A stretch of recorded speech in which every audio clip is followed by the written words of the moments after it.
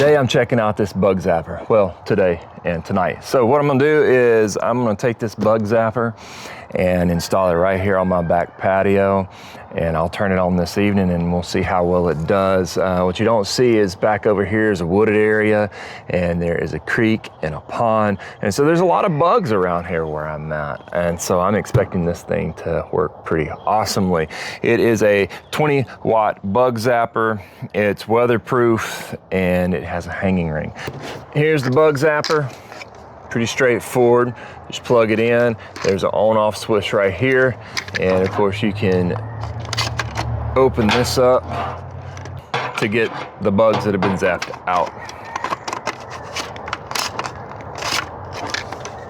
There you go.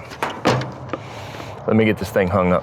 Hanging up's pretty simple. You just get your little hook, and we're just gonna hook it right here.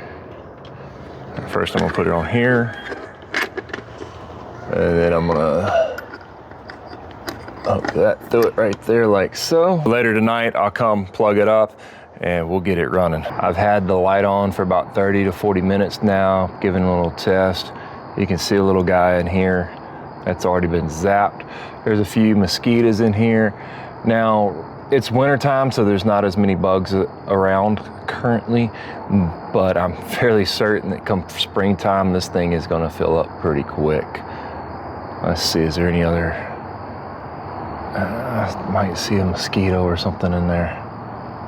Yeah, there's a few of them already in the bottom. Little mosquito right here.